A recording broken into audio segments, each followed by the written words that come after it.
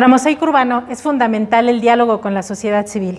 Buenos días, mi nombre es Adriana Guadarrama y el día de hoy estamos muy emocionados en presentarles todo el trabajo que hemos realizado durante el año 2020 y el primer trimestre del 2021.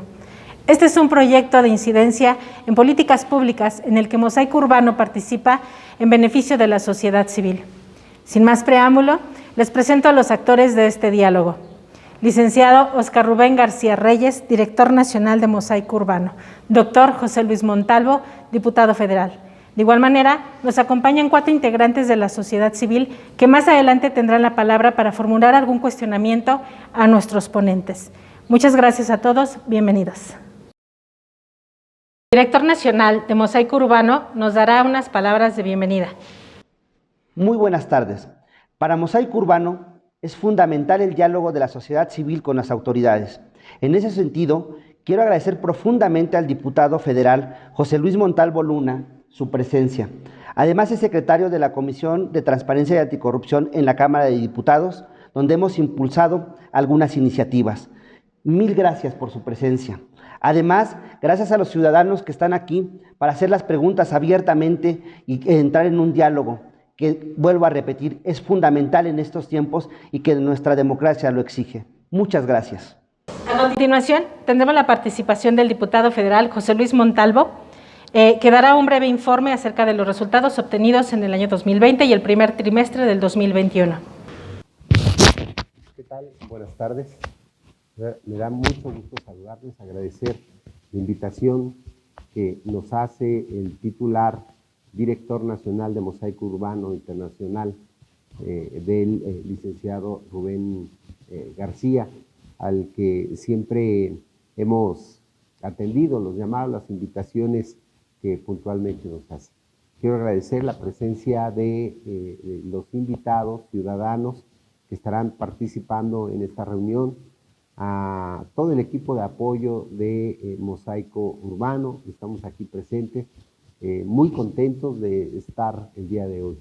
Hemos, a lo largo de estos 2 años, 8 meses, hemos estado de la mano con Mosaico Urbano, atendiendo sus inquietudes por apoyarnos a legislar en materia de transparencia y anticorrupción, que nosotros hemos aceptado con muchísimo gusto. Así que pues yo estoy encantado de estar aquí con ustedes. Gracias por la invitación. Aprovecho para hacer un reconocimiento a la labor que realiza a favor de la población en situación vulnerable y su destacado papel por erradicar la corrupción.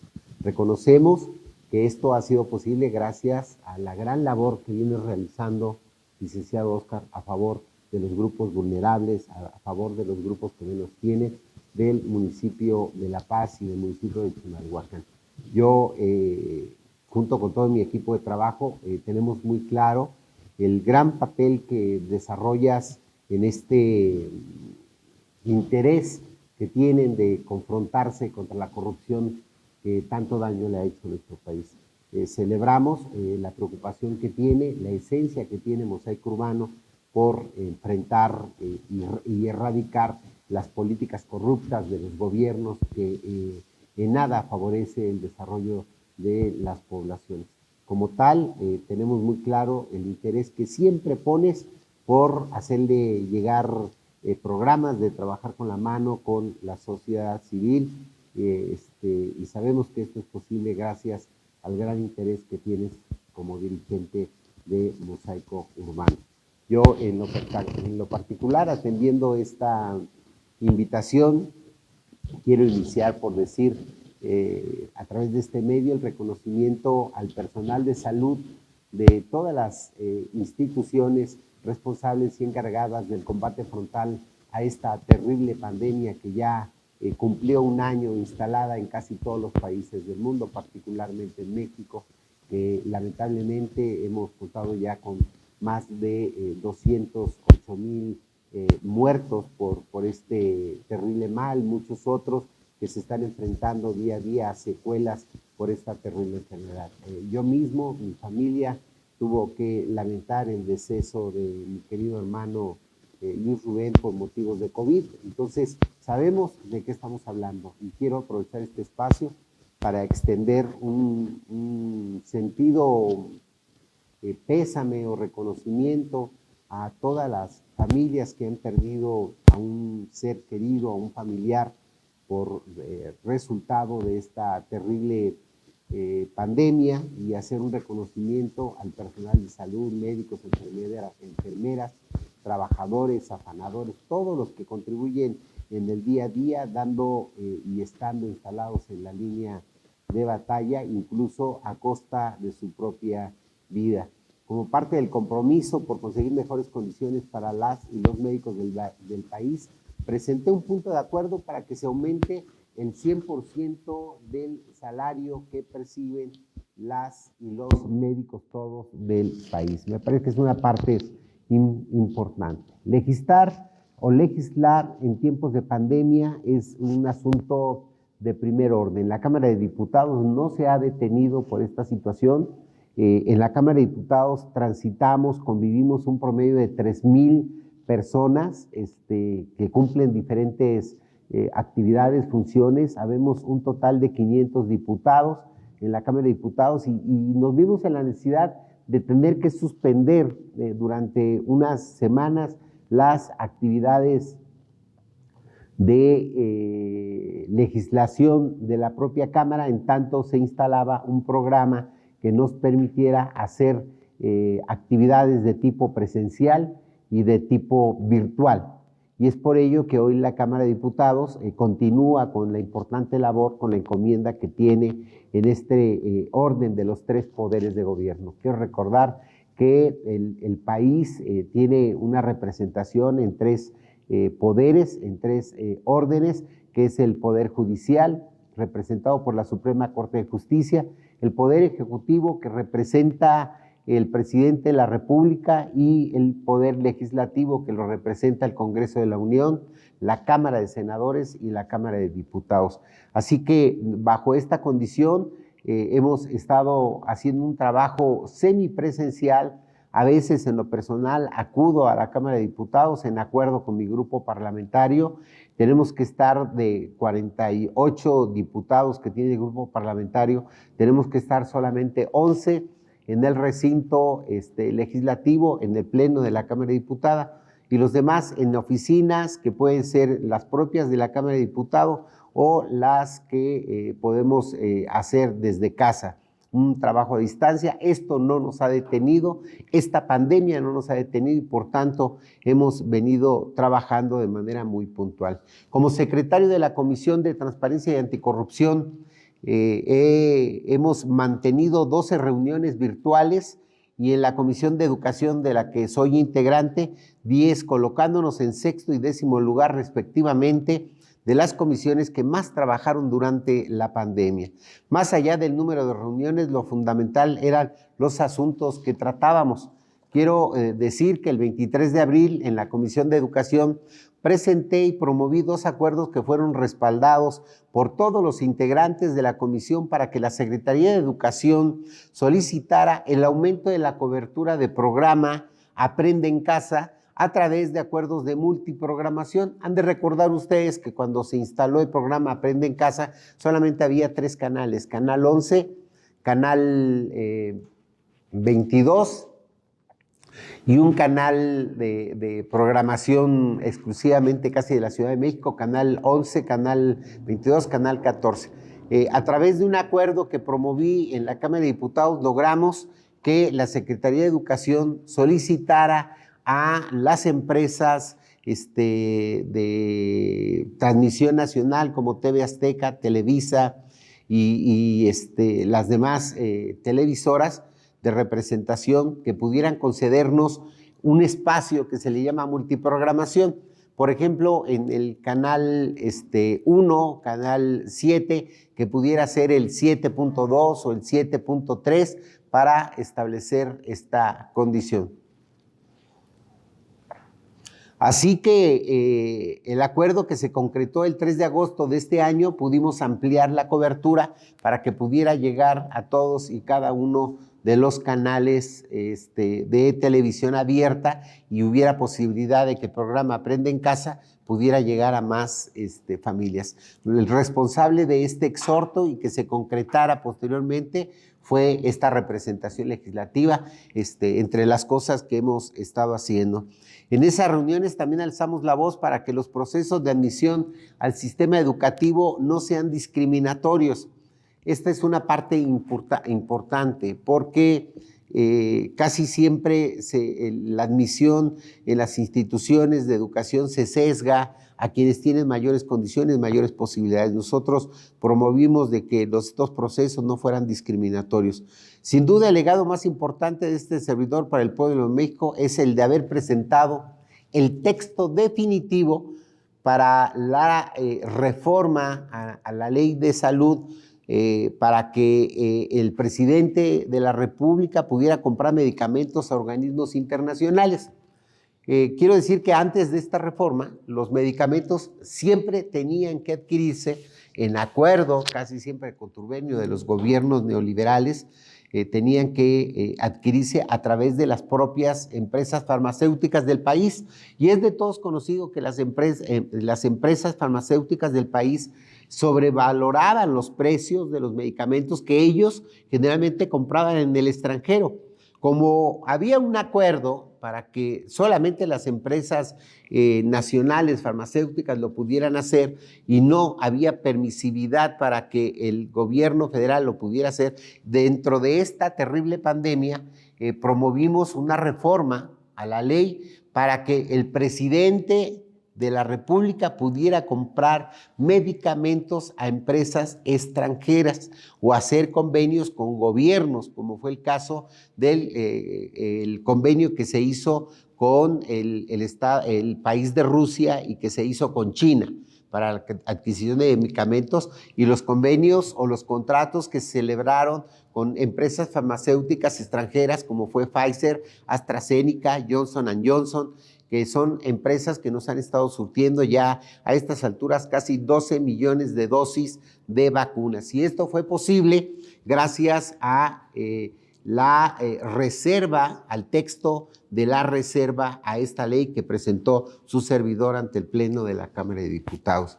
Cuando de pronto me preguntan qué he hecho, pues estas son de las cosas importantes que hemos hecho y con ello contribuimos, por supuesto, a la mejoría, a la mejora de la salud de todas y todos los mexicanos. Bajo esta condición fue posible que el presidente pudiera celebrar convenios y contratos con el extranjero para la adquisición de las vacunas y ya no estuvimos sujetos al capricho, a la venta, al sobreprecio de las empresas farmacéuticas mexicanas.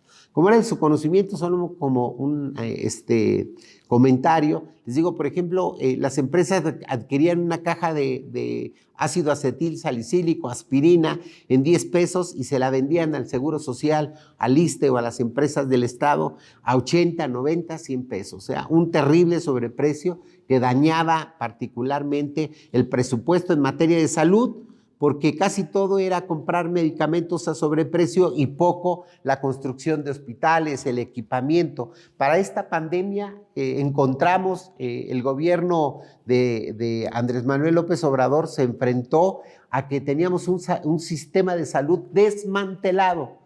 O sea, el gobierno tuvo que adquirir de manera extraordinaria equipos de ventilación para atender los problemas de oxigenación, de equipar los hospitales con estas máquinas ventiladoras de las que pues el compañero Rubén tiene claro la importancia que tienen estos equipos de ventilación para lograr ayudar a las personas que están afectados con este terrible mal.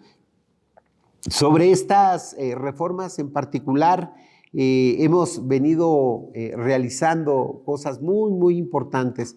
Al respecto, en Chimalhuacán, el proceso de vacunación inició el pasado 23 de marzo y se destinaron un promedio de 55,000 dosis a esta localidad para adultos mayores de 60 años.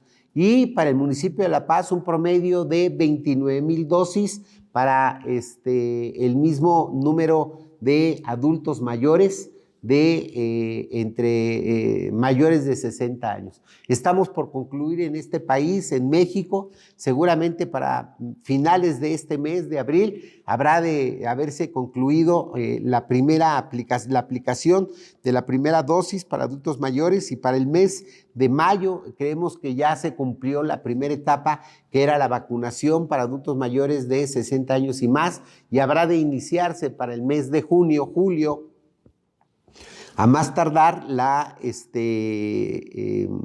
aplicación de la vacuna para adultos mayores de 50 a 59 años. Vamos caminando. Han disminuido de manera importante el número de muertes de este sector gracias al tema de la vacunación. Hay que recordar que la vacuna empezó a aplicarse en los lugares más distantes del país, y esta política tenía una razón. La gente que se enferma en lugares marginados o en zonas rurales o indígenas tiene difícil acceso a los servicios de salud. Entonces, casi siempre sucedía que cuando alguien se enfermaba en estas localidades, casi siempre moría, porque no encontraba la manera, como no sucede en la Ciudad de México o en las grandes urbes del país, pues el sistema hospitalario tan amplio que se tiene en algunas zonas, pero el gran desmantelamiento que sufrió el sistema de salud en las zonas rurales e indígenas, que no hay, en poblaciones que no hay ni un centro de salud. Así de terrible está el tema. Entonces, este es el tema con relación a lo que es el problema del sistema de salud. Al respecto, yo puedo decir que nuestro programa se divide en varios ejes. El principal eje de nuestro trabajo legislativo es el que tiene que ver con los derechos sociales. Al respecto, yo quisiera hacer una serie de precisiones con relación a la participación o al desarrollo de mi trabajo legislativo, que estoy y habré de estar poniendo al considerando todos y cada uno de ustedes.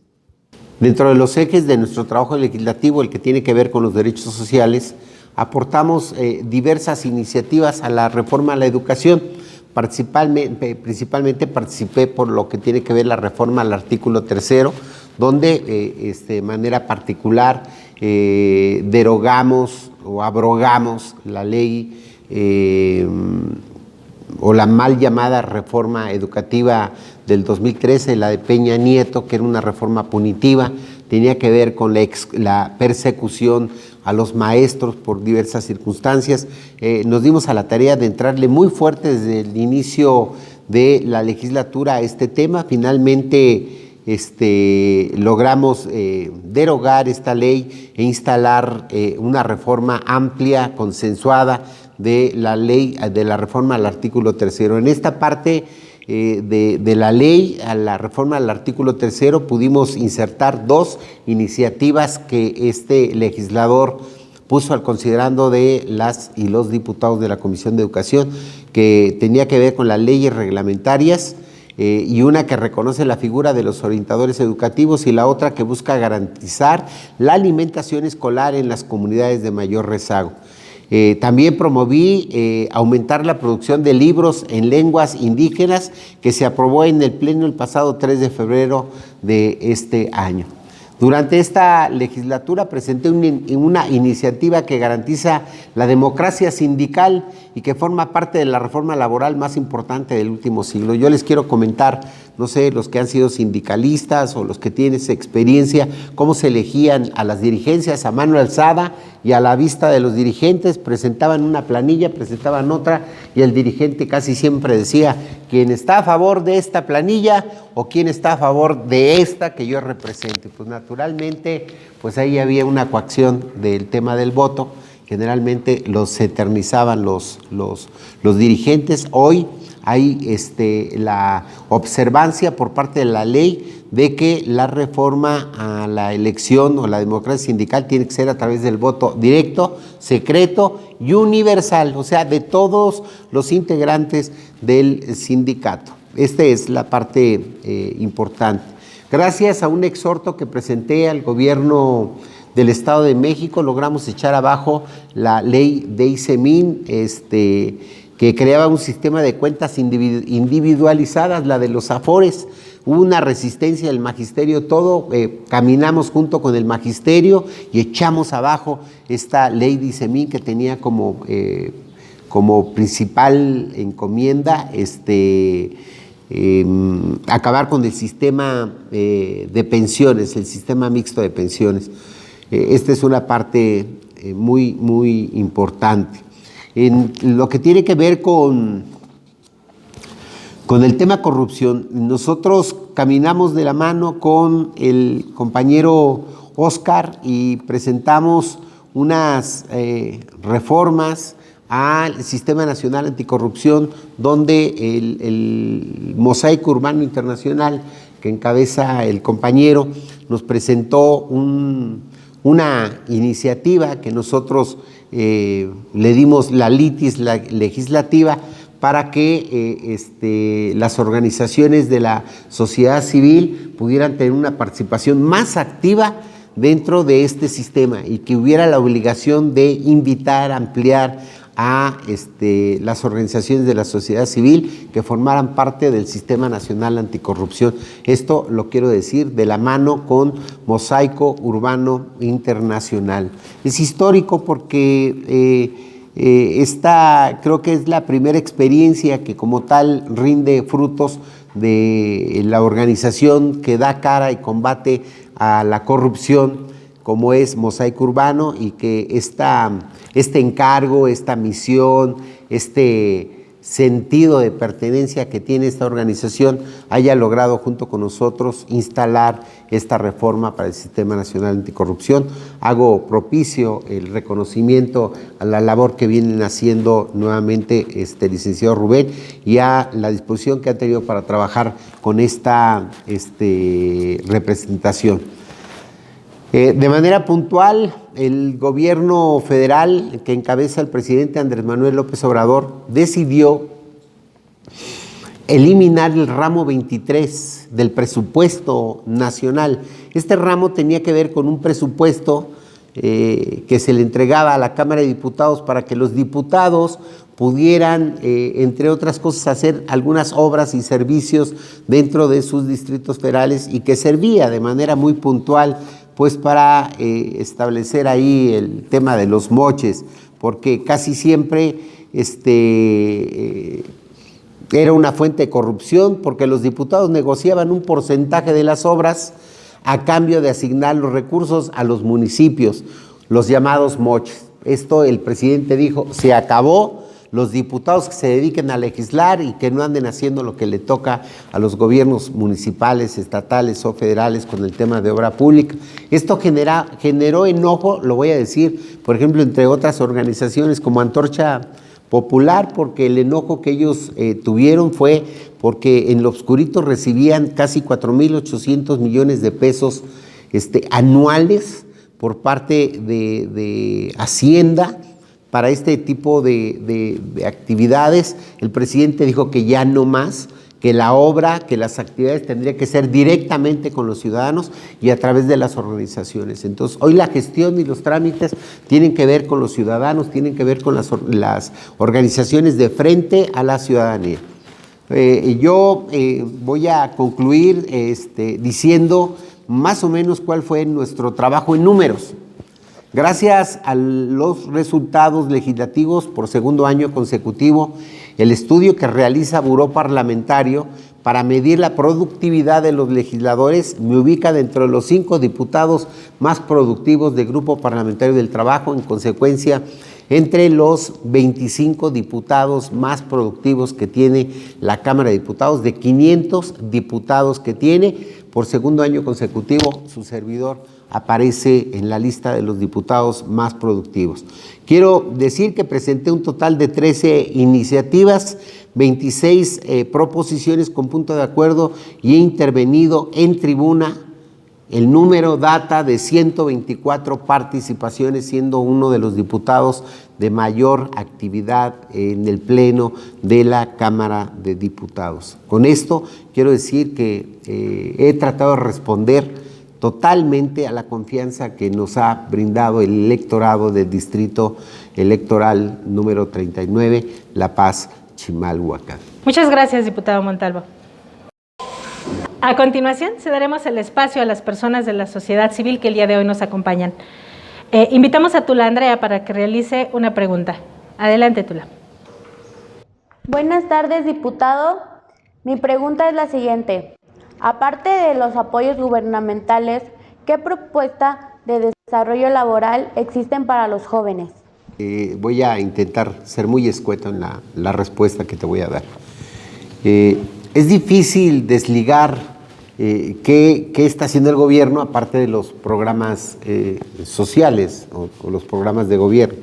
Yo quiero decirte que las políticas sociales del presidente de la República, del gobierno federal, apuntan principalmente a dos sectores de la población. La de adultos mayores, con la pensión universal de adultos mayores, y la de los jóvenes. El presidente tiene muy claro el sentido que debe tener los programas sociales. Primero, hacer un reconocimiento justo a los adultos mayores, logrando dar un apoyo económico para que ellos puedan subsistir. Regresar a los que más le han dado a este país, ese es una filosofía, es una misión, es una tarea del gobierno federal. Pero también la de los jóvenes.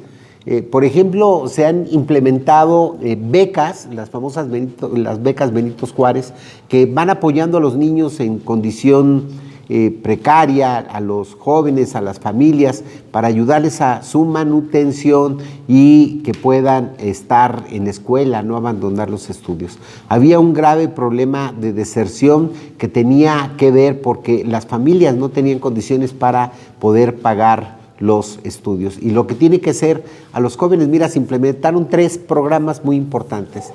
El de las becas Benito Juárez para los jóvenes que están en educación media superior, reciben un promedio de 1,600 pesos bimestrales, que ayuda mucho. Yo como maestro te voy a decir que me tocó ver ocasiones en que el alumno se comía una torta y tenía que regresar caminando a sus casas, o pues regresaba caminando y no se comía una torta a la hora del receso. Las becas hoy van a ayudar mucho en esto, y el tema de jóvenes construyendo el futuro, estas becas para los mal llamados ninis, que eran mirados despectivamente, y hoy a través de este programa tienen la oportunidad de ir creando condiciones para aprender un oficio, aprender un arte, aprender una actividad empresarial que les permita desarrollarse, junto con el programa de Formando los Jóvenes del Futuro, que es el de becas para estudiantes de educación superior, que reciben también un apoyo económico para que no abandonen los estudios. Entonces, estas 3 cosas tienen que ver con oportunidades para los jóvenes, no propiamente laborales. No hay un programa que diga, a ver, le vamos a dar trabajo a los jóvenes, sino crear condiciones para que tengamos jóvenes exitosos, para que los jóvenes se alejen de las drogas, y como lo dice el presidente, becarios sí, sicarios no. Muchas gracias, Tula Andrea. Gracias, diputado. Ahora cederemos el micrófono a Alexander de Jesús. Buenas tardes, diputado. Mi nombre es Alexander. Y lo que le quería decir yo es que en nuestras comunidades no tenemos internet ni televisión, no tenemos medios para la escuela. ¿Por qué se han olvidado de nosotros? ¿Qué tal, Alexander? Agradezco tu pregunta. Reconocer que eres un joven, muy joven, y que tienes una preocupación que no es única, no es tuya, es de muchos mexicanos. Yo quiero decirte que, por el contrario, primero los pobres es el principio fundamental en el que se sustenta la política social más grande de la historia de este país. Hoy, 8 de cada 10 familias cuentan con algún tipo de apoyo, con algún tipo de programa que les posibilita esta condición. Si bien es cierto, la zona donde tú vives, el área donde tú vives, que es dentro del mapa local, se le conoce como una zona marginada, porque pues está carente de los principales servicios de luz, agua, electrificación. Pues no podemos hablar de red telefónica, pues no podemos hablar que haya condiciones. A veces o deciden prender el refrigerador, o prenden la tele, o prenden otra cosa, porque la luz tan carente en estas zonas no tiene. Ahí es donde reconocemos el gran papel que juega la organización Mosaico Urbano, porque contribuyen al tejido social, contribuyen a la construcción, edificación de mejorar las condiciones de vida. Quiero decirte que el programa de becas ha entregado 11.7 millones, se han entregado a 11.7 millones de alumnos de los 3 niveles educativos. Si bien yo estoy totalmente convencido que en esta iniciativa, o que tendríamos que generar una iniciativa para que los alumnos en condiciones de marginación o de pobreza pudieran contar, por ejemplo, con algún equipo de cómputo. El problema es la red de Internet. México, el gobierno federal, trae un programa muy importante para hacerle llegar Internet a todas y cada una de las poblaciones de este país, que se ocupa tecnología. Y en eso el gobierno está en aras de ir tejiendo la posibilidad de tener una estructura que permita hacer llegar el Internet para todos, condiciones de electrificación y que puedan contar con equipos de cómputo, de equipos de televisión. Pero sí te quiero decir que 8 de cada 10 familias sí tienen algún tipo de programa que ayuda a subsanar esta carencia o esta ausencia de lo que has establecido. Muchas gracias, Alexander. Gracias, diputado. Ahora cedemos el micrófono a Alejandro Vicente Guzmán, que también realizará una pregunta. Buenas tardes, señor diputado José Luis Montalvo. Me presento. Señor Óscar Rubén García Reyes, director de Mosaico Urbano. Recuerdo al licenciado Andrés Manuel López Obrador en su toma de posesión como presidente constitucional de los Estados Unidos mexicanos. En su discurso dijo: ahora mi único partido se llama México y voy a gobernar para todos los mexicanos. Y yo le pregunto a usted, señor diputado federal, ¿qué se está haciendo para no condicionar los programas de ayuda? Porque de donde yo vengo, de la zona cerril de los Reyes La Paz, no nos ha llegado poco o nada. Antonio, gracias por tu pregunta. Quiero comentarte al respecto. Los programas sociales, en esta legislatura nos ocupamos de que fuera un derecho constitucional. Te explico. Ya no están a capricho del gobernante, ya no están a capricho del líder, ya no está a capricho como se hacía antes, que los programas se bajaban a través de organizaciones, a través de estructuras políticas y se los hacían llegar a pues los amigos o los simpatizantes de partido político en turno, que como todos tenemos conocimiento era PAN, era PRI. Hoy no. Hoy los programas sociales son un derecho constitucional y están ahí precisamente para que todas y todos los mexicanos atendiendo el programa puedan acceder a los beneficios del mismo. Además, llevamos a cabo reformas al artículo 19 de la Constitución para que el uso de estos programas con fines electorales sea considerado como un delito grave y amerite prisión preventiva. Nadie del gobierno federal, del gobierno estatal, del gobierno municipal te puede condicionar un programa bajo ninguna circunstancia, menos para el tema electoral. Es decir, quien tenga la tentación de usar estos programas con fines electorales será castigado con mayor severidad, no como ocurría en el pasado, que era una práctica común y nada ocurría.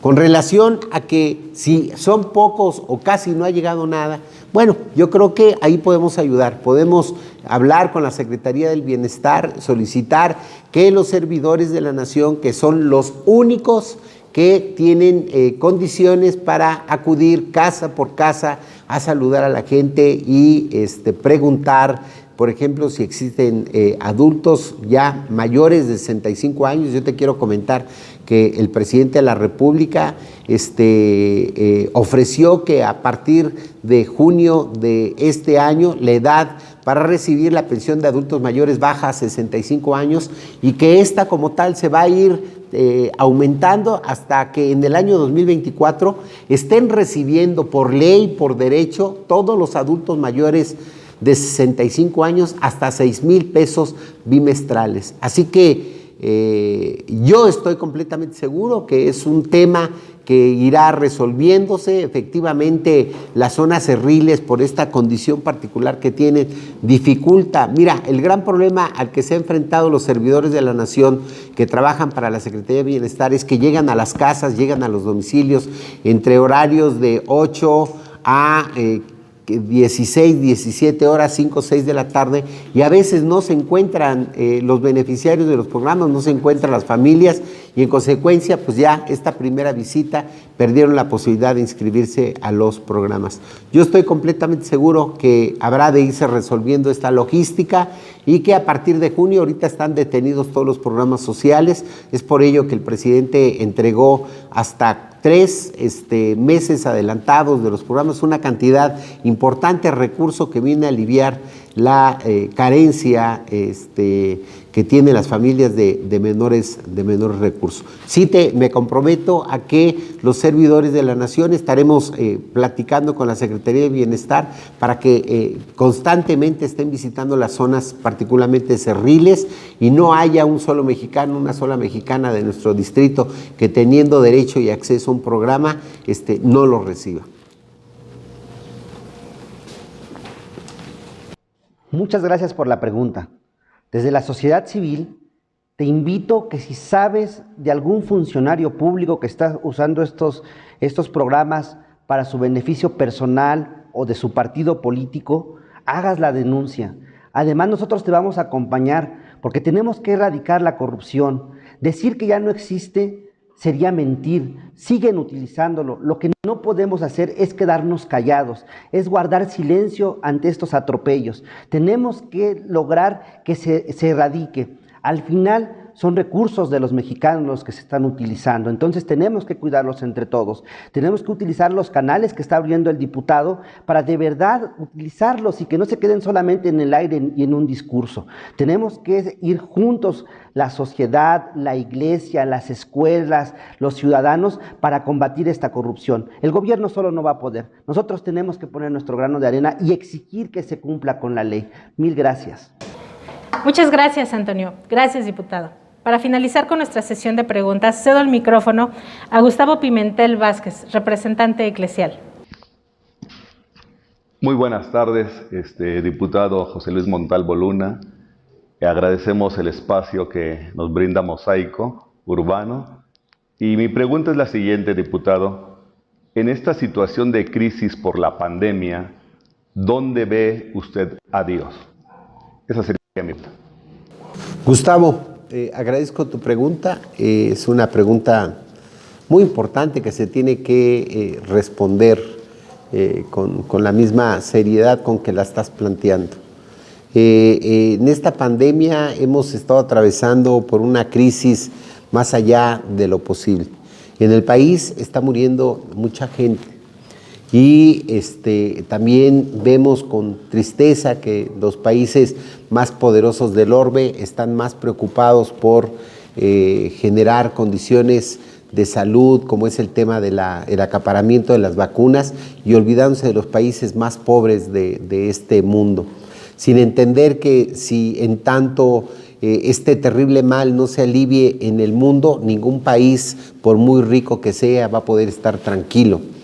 Esta condición nos obliga a repensar todos los aspectos de nuestra vida. Esta crisis nos ha dejado en condiciones por demás de extrema preocupación. Hoy ya no podemos salir a la calle sin la preocupación de que nos podamos contagiar. Vemos al semejante y a los amigos con recelo, en ánimo de que no podamos ser contagiados, contaminados. Entonces, yo creo que salir en el día a día siempre es refugiarse en la creencia de que existe un ser que todo lo puede y todo lo hace y todo lo determina. Yo estoy completamente convencido que esta pandemia ha sacado de nosotros lo mejor. Yo veo un pueblo muy solidario, aunque también hay gente muy irresponsable que no cree en la enfermedad y que después tiene que pagar con la vida de seres queridos por la irresponsabilidad en la que se conducen. También hemos visto casos milagrosos. Yo puedo decirles que conozco de muchas personas, de mucha gente que ha estado en esta enfermedad, en medio de esta crisis, casi pendiendo de un hilo su vida. Me atrevo a decir, todos tienen conocimiento y me permito hacerlo como un reconocimiento fraterno del compañero Rubén, que estuvo enfermo, muy enfermo. Creo que él es una muestra de cómo Dios puede obrar en las personas, como también sabemos y conocemos de muchas personas que han logrado salvar la vida cuando todo el mundo pensaba que no iba a ser.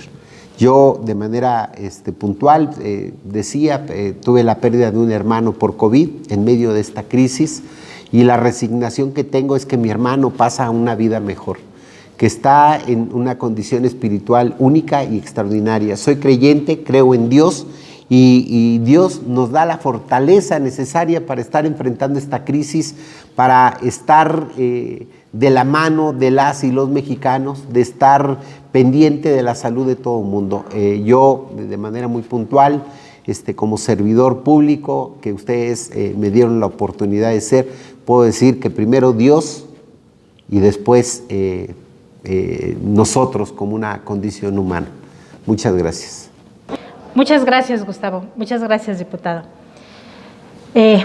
Muchas gracias a todos nuestros invitados de la sociedad civil por su valiosa participación el día de hoy en este evento, y cedo el micrófono al diputado Montalvo, quien dirigirá unas palabras para Comunidad Mosaico Urbano México. Gracias. Quiero dirigirme con enorme gratitud a los integrantes de la sociedad civil, vecinos del municipio de Los Reyes La Paz y de Chimalhuacán, que han tenido a bien formular sus preguntas. Espero haber contestado de acuerdo a la expectativa que se formaron de estas mismas. No quiero concluir sin antes agradecer la invitación que me hace Mosaico Urbano Internacional y de manera muy puntual la invitación que me hace el compañero, amigo, el licenciado Óscar Rubén García, al que pretendo hacer entrega de este reconocimiento, que tiene como tal reconocer la labor que viene haciendo Mosaico Urbano en relación al combate a la pobreza. Muchísimas gracias, es un placer recibir este reconocimiento. Lo recibo a nombre de todo el personal de Mosaico Urbano. A mí me toca siempre recibir los reconocimientos, pero los que trabajan están allá, ¿no? Así que lo haré llegar a ellos y con muchísima gratitud, y decir que tenemos que reconocer cuando las autoridades hacen bien su trabajo.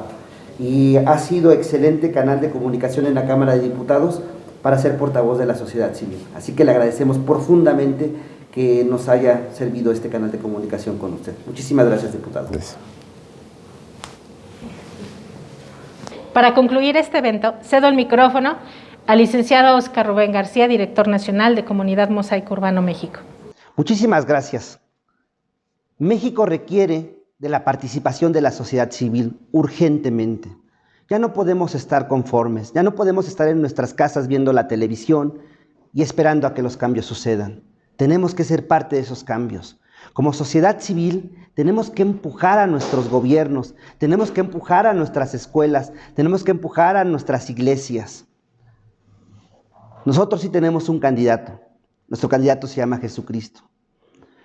Y ante él decimos que tiene que regresar la voz profética a nuestra iglesia. Ya no con servilismo, ya no más.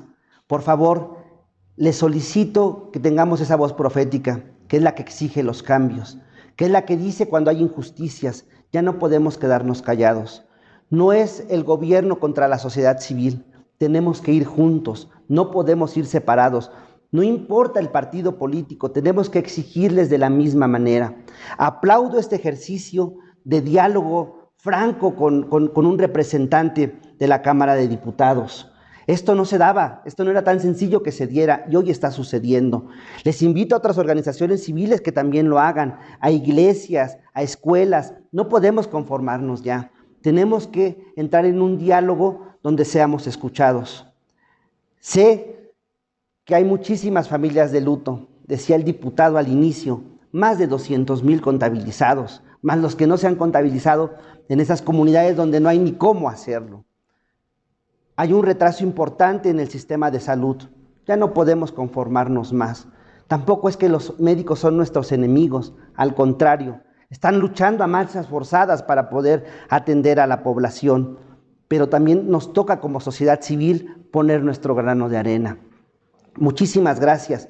Sé que este evento va a ser visualizado por todas nuestras comunidades. Déjenme decirles que son casi 4,000 personas las que van a estar viendo en la comunidad de los Reyes La Paz y en Chimalhuacán esta transmisión. Les enviamos un saludo y les enviamos también bendiciones de parte de nuestro amado Dios, Cristo Jesús. Dios les bendiga y muchísimas gracias. Gracias por ser parte del Mosaico.